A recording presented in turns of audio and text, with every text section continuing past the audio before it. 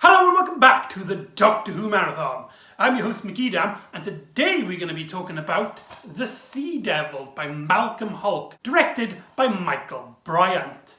This six-part adventure is one of those highly regarded Doctor Who stories that not only brings back the fan favourite The Master, but also introduces us to a cousin to a race that we were previously introduced to, as we get the Sea Devils, which have many similarities to the Silurians, especially when it comes to their backstory, in that they are from Earth's past that originally ruled Earth, and so they're not technically aliens. They are Earthlings like us.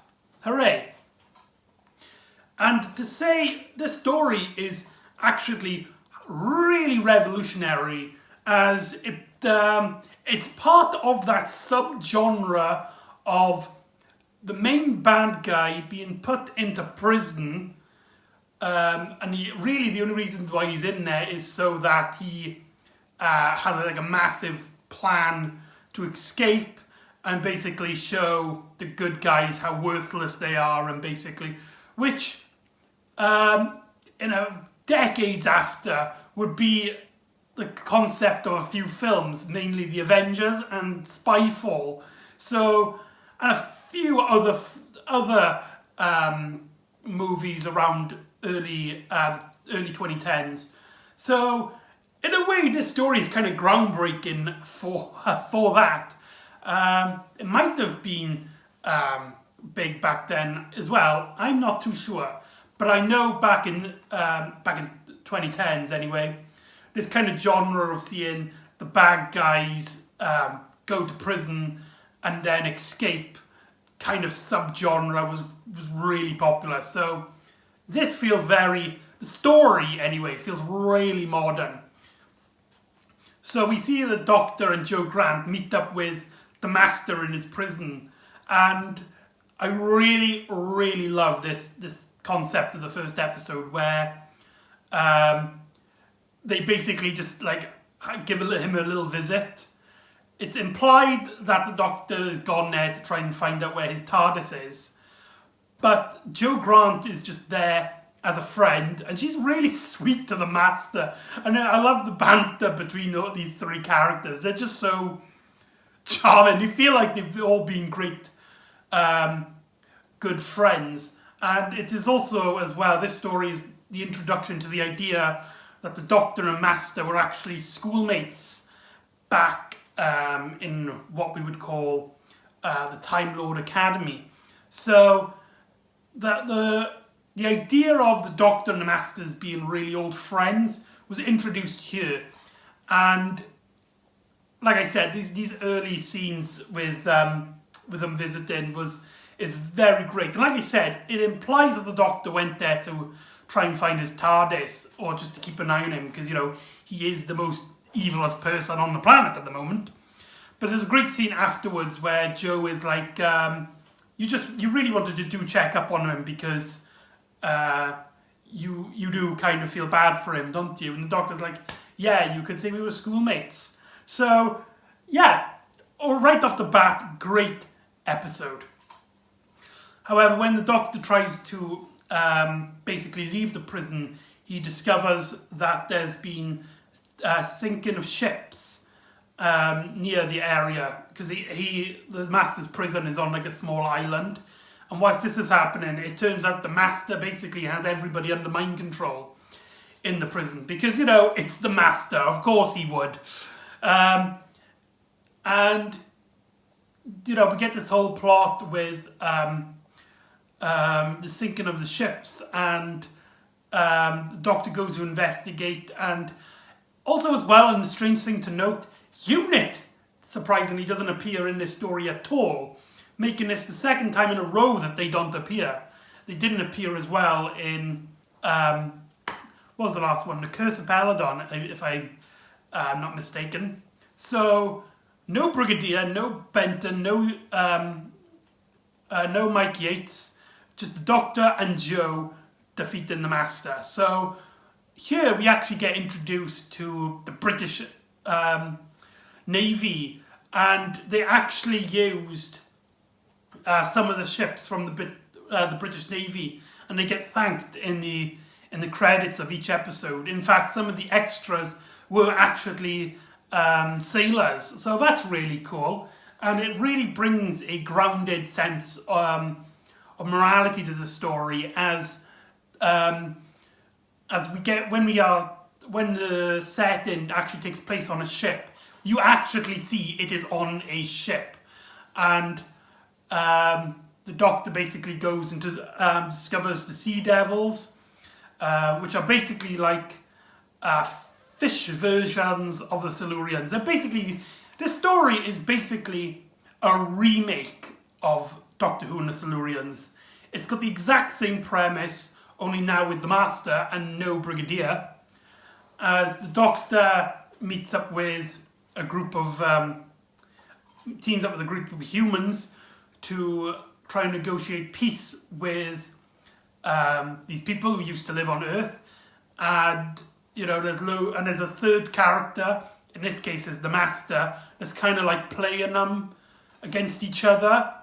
So it has a lot of similarities with Doctor Who and the Silurians, and personally for me that kind of does bump it down a bit, as a lot of the moments it felt like a rehash, in a good way I might add, and it's not like they completely ignore the Silurians. There's great moments where the Doctor's trying to bargain for peace, but the Master mentions that he tried to meet up with the Silurians and try to make peace with the Silurian and the humans, and it failed, and they killed them all. And the Doctor's like, yes, that did happen, but please, I know that happened, but please, they're not that bad. I swear to you. So it does play along, but it still is a rehash of Doctor Who and the Silurians. Not that it's not bad rip-off by any stretch of the word, but it is a remake of the story. If that bugs you, I do apologise. Yeah, so we get then some great scenes with the Master and this guy who owns the prison, they basically try to trick the Doctor into believing the Master is there as a prisoner when really he is basically in control of everything. And there's a great scene where the Master is watching the Clangers, the kids show with the purple, the elephants or pigs, I can't remember, on the moon. If you know what the Clangers are, you know what the Clangers are. So if you're not, I'm not going to thing. But it's a great little fun scene. And we've also get one of a few action scenes between the Master and the Doctor as they have a fencing fight. Not really a sword fight, but a fencing fight. And they have some hand-to-hand combat, and the Master gets a gun, and he throws a knife at the Doctor. And there's just a lot of great fun moments in that little area. That's a great scene. Though, what does kind of ruin that scene is the really bizarre music choice. I haven't talked about the music in the Jon Pertwee era so far, which I find really strange, because the Jon Pertwee era is known for having a very distinctive sound. It's very strange, very atmospheric, very like synthesized, atmospheric, strange. I'm just repeating myself.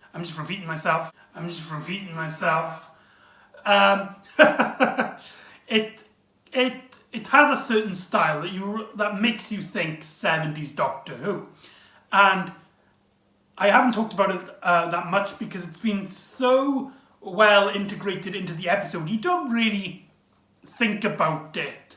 It's like, oh yeah, this is the music of the Third Doctor era. So I just want to highly just say that the music in the Third Doctor era is very strange and bizarre. A lot of people might not like it, but for me, it really fits, and I can't imagine early 70s Doctor Who any other way. Especially love the Master's theme, which is, believe it or not, the first leitmotif, the first character theme in the show's history.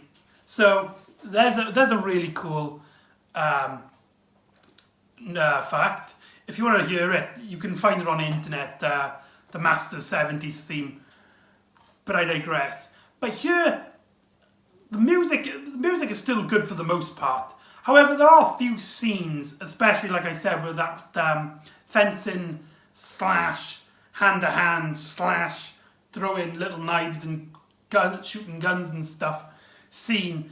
It is very off-putting, and it doesn't help bring the threat to the action. It just kind of sounds like it makes the scene less impactful, in my opinion.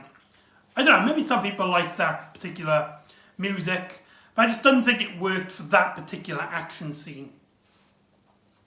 Now, the Master then gets the Doctor to try and help him make a device that will basically let him control the Silurians, or at least give them enough energy that they can control most of Earth and take over humanity. But the Doctor helps him by, he basically does stuff behind his back and uses it to hurt the Sea Devils at the moment to get Joe, who at the moment is a prisoner, away. I know, I've just realised I'm completely rushing this. Important thing to note, here's an interesting fact. They're not actually called the Sea Devils in this story. The term Sea Devil comes from one of the Sailormen's basically being attacked by one of them, and is used as how they're described. Actually, the way they are named are basically the Silurians, again, but like the sea evolution of the Silurians. So they're not really Sea Devils, they're Sea Silurians, if you want to use that terminology. In fact, they're not even Silurians. The Doctor points out at in the early of this episode, that, I think it was episode 2, he states that because of when they were in the period of history, they weren't technically Silurians. Instead, it was something else, but I can't remember the name, so who knows? If we go by the new series, they're Homo Reptilia, which is just really stupid, but that's a story for another time. We're talking about the Sea Devils. I'm trying to think of things to say about it, you know? I'm struggling at the moment. So let's go on to episode 5. Like with Doctor Who and the Silurians, this story brings up another element very late into the game. Whereas with Doctor Who and the Silurians, it was a plague that killed people. This story introduces a sort of like a greedy politician character who doesn't really think about the consequences of war. So he comes in and he's just like, oh, we're getting a threat. Oh, let's just nuke them. You know, it's the quickest way, and they are threatening our borders after all. And previously, when we had the same situation, we bombed them for reasons. So I guess we have to do it again here. So it kind of plays to the whole, the politicians don't really care about the people that are fight for the wars for them, basically. As he basically acts like he doesn't care. He's constantly like eating, which is like a cliche for these kind of characters. That he's thinking more about himself and food than it is about other lives. And there's some scenes where the Master, the Doctor, and a few of the sailors are being captured by the Sea Devils and in their base. And this character, he's basically like, let's just send a nuke to their way and kill them all. And Joe Grant and the rest of the Navy officer, which is like the stand-in unit for this story, are like, you can't do that. The Doctor and the sailors are still there. You gotta at least give them a chance to escape and stuff, or to try and save them, but this character's not having any of it. So this element, I think, works a lot better than it does in Doctor Who and the Silurians with the virus. This kind of feels more natural to the story, and the more emphasis on the theming of the story, in which it's all about the conflict of these two characters, which I just remembered, makes this a diplomacy story, a diplomat story. I can't remember the term at the moment. One of those two. But I digress. And then, so at the end, it does actually happen. He does actually destroy the Sea Devil base in a way. But they trick him into believing that they killed more than they have. And so the Doctor was able to basically stay alive. And yeah, it's just a very great, fun story that really has a great meaning behind it about two sides trying to work together, but they can't because of their differences, and the struggle of power and just, stuff like that. So yeah, I'm just going to end it there. Sea Devils. I'm sorry, I'm really struggling with this one. The things to say, interesting things. The plotting, it doesn't have like a lot of interesting bits, but the storyline is well thought out, well interested. If that makes any sense. Sorry if I can't go into too much detail. Yeah. So there you go, that's the Sea Devils. Great story, go watch it if you haven't already. And if you have, do watch it. Give it a rewatch. It's pretty great story. Those 6 episodes might be pushing it. So there you go, that's the Sea Devil. So join me next time where absolutely nothing worth talking about happens. Or at least not for this particular segment. So join me next time for The Mutants. So see you then on the Doctor Who Marathon. I'll see you then.